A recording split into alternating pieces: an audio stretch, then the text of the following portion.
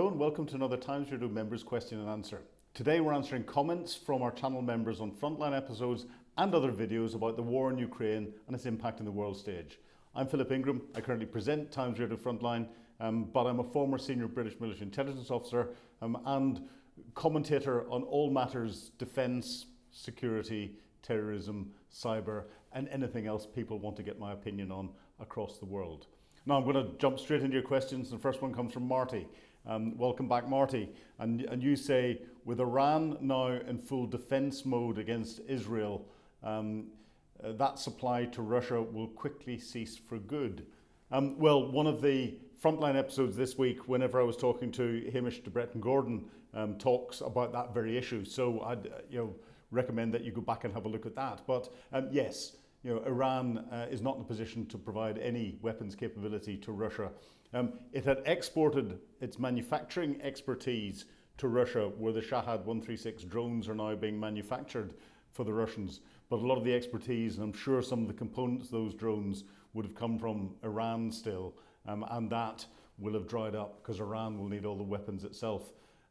Let's see what happens, because the issues in Iran are getting very interesting indeed. And prediction, if America's going to do anything, it'll be Friday evening or over the weekend, I suspect.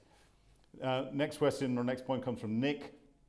And you said, I'm puzzled by one assertion of Vlad's, that support for Ukraine, apart from US involvement, would be stronger if Britain were still inside the EU. I don't see why Britain can't join forces with EU nations to oppose a common foe. And that comes from my interview with Vlad Milyenko at the beginning of the week. Again, thank you for watching it. Vlad is always great. I think he's talking about the disruption that there is between the UK and the EU, creating a fracture point, and that fracture point is exploited by Russian information operations to try and create a greater fissure between the UK and the EU.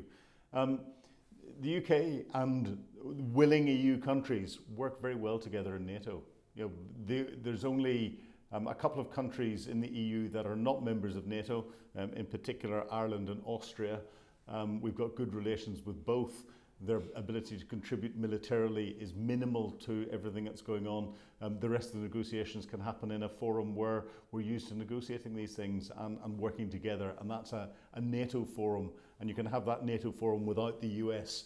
There is always the ability to plan and execute operations under a NATO auspices without the US, which is why the Deputy Supreme Commander is a British officer. So, Vlad, I think, made it sound greater of an issue than it was. It is something that Putin tries to exploit. Anthony, Trump, dealmaker, is already calling US forces surrounding Iran for a coup de grace. Why has he not provided such immediate and overwhelming support for Ukraine? Anthony, I don't know. Well, the real reason is what's going on inside Iran has got a greater potential for domestic effect in the United States. Iran is controlling a lot of the problems and has controlled a lot of the problems across the Middle East. Iran, through its proxies and in particular its support for Hezbollah. Hezbollah have been one of the biggest terror training organizations around the world, training most of those different groups that operated inside Iraq and Afghanistan in the use of improvised explosive devices. Those have killed more American soldiers than anyone else. So there is a direct interest from that perspective. But also Iran controls effectively the Straits of Hormuz. 30% of the world's oil and gas goes through the Straits of Hormuz. And therefore, if there is an economic shock caused by that being closed by Iran, it's going to affect the US economy enormously. Whereas what's going on inside Ukraine is not affecting the US economy directly, and it hasn't caused the death of US troops beforehand. That's why the US feels it's got more skin in the game with what Israel's doing and supporting Israel into the United States. And of course, you've got the Jewish vote inside the United States as well, which is very, very powerful, much stronger than the Ukrainian vote inside the United States. So you've got a bit of domestic, you've got a bit of international, but the Middle East is much more important to the US, which is why Trump is focusing on it. Marty, oh, you've come back again. On On the Russian situation, you say, I sure hope the EU can implement that lowered price cap on Russian oil exports quickly and effectively. With the uncertainty on the Straits of Hormuz getting blocked or not, the oil price can go up a lot, which would benefit Putin's war chest, I imagine.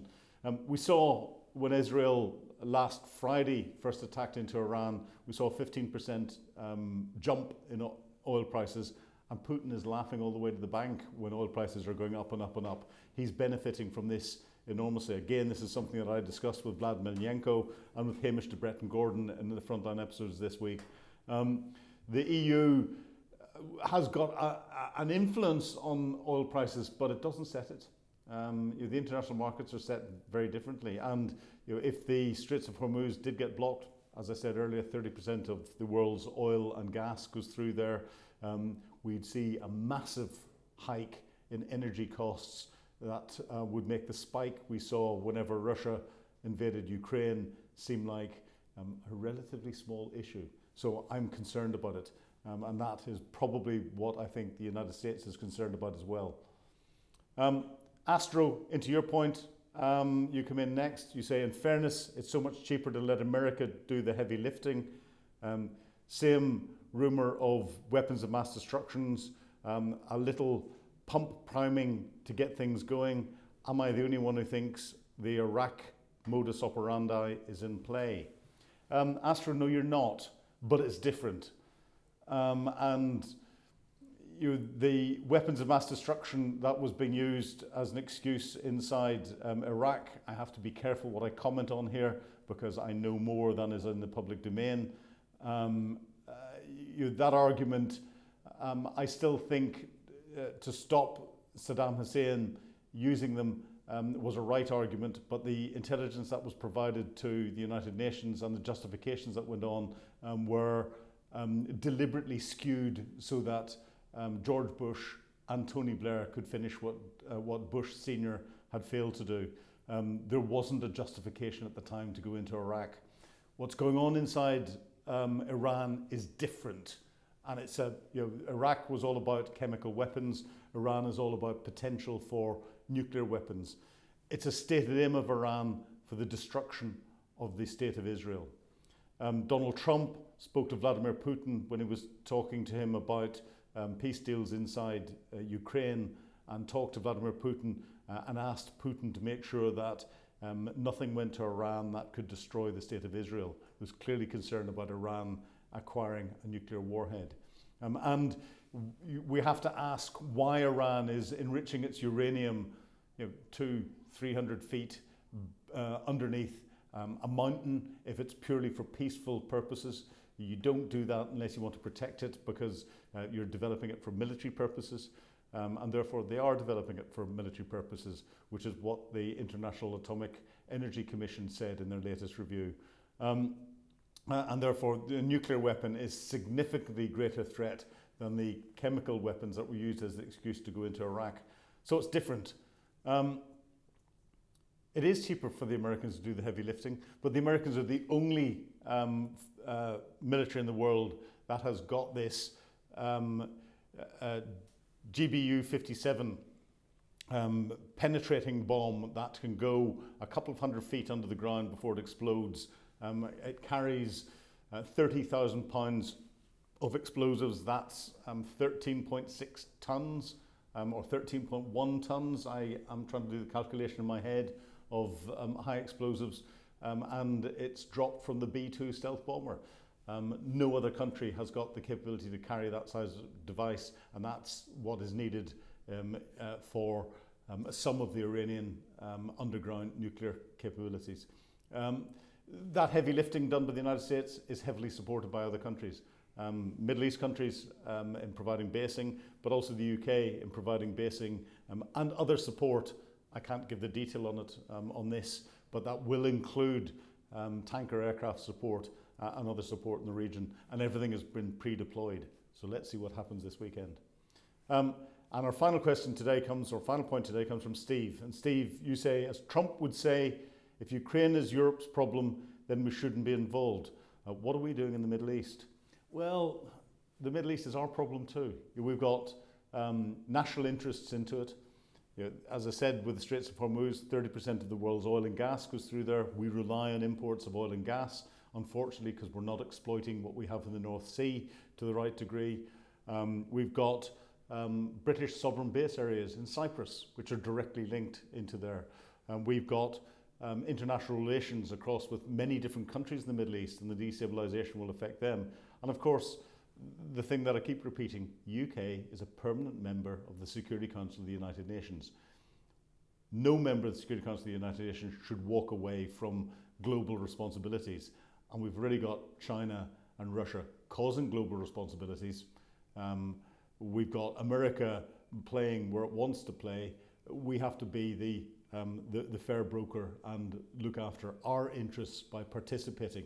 And of course, it's in the interest of the UK to assist the Americans, because that gives us a debt that we can call on later. So I'd said that, Steve, you've given the last one, but no, I'm actually, Frederick, I'm going to give you the last one, because this is a good one. You said, true, the US Army doesn't practice parading much, and it showed. You're talking about Donald Trump's birthday parade, or sorry, the US Army's birthday parade that just happened to coincide with Donald Trump's 79th birthday in Washington. And the drill was shockingly bad. They of course have of course drill teams who can compete with the UK Guards he mentioned, but it seems to me that there's a telling difference between US Army's size and combat power and UK's tourist show guards, an actively smaller army than the US Marine Corps. UK would be pressed to lift a single modern combat division overseas now, so parade away in your red coats, bearskins, etc. Yes, where do I start with this? You're 100% right. We would have difficulty lifting a division. There is no comparison between what the US can provide from a mass perspective and what the UK can provide. But US is hugely larger geographically and numbers of people in the country and all the rest of it. Those guards that you see in the red tunics are all fighting soldiers. They go off and will go to conflict out of the red tunics and put their combat DPMs or BDUs on in American speak and go off and fight. They are not 100% on ceremonial duties, and they don't get selected just to go on ceremonial duties. They rotate round through ceremonial through the ceremonial duties in between going off on operations. And of course, the Falklands War in 1982 took 2 Guards battalions who had just finished ceremonial duties and put them down to fight. And therefore, on a man-to-man fighting basis, we get much greater output per British soldier than you do from American soldiers. And a lot of that's down to the drill and the discipline that comes with drill. At Sandhurst, when I went through, we spent a lot of time doing our drill. It made us look like good TikTok soldiers on the parade square, but it teaches discipline. It got us fit. You get very, very fit doing lots of drill. And it means that you can understand how to operate in difficult conditions because you fall back on the drills that you've been taught. All of the drill that the British Army practices, where you see on the trooping of the colour, actually comes from what used to be the way we fought wars. And you go back through history and you can see us forming the square. You can see us forming 3 ranks. You can see everything else, all the drill commands that go out there have got some form of historical combat significance. But thank you for your point. Again, I'll re-emphasize, British soldiers compared to US soldiers, person for person, the Brits will win every time. Thanks for watching this week's question and answer and posting your questions. Remember, if you want access to exclusive videos and have your questions answered, please sign up for Times Radio membership. Oh, and you can get us not just on YouTube, but we've got our own podcast channel now. So go to whoever your favourite podcast provider is and just search for Times Radio Frontline. Thank you and goodbye.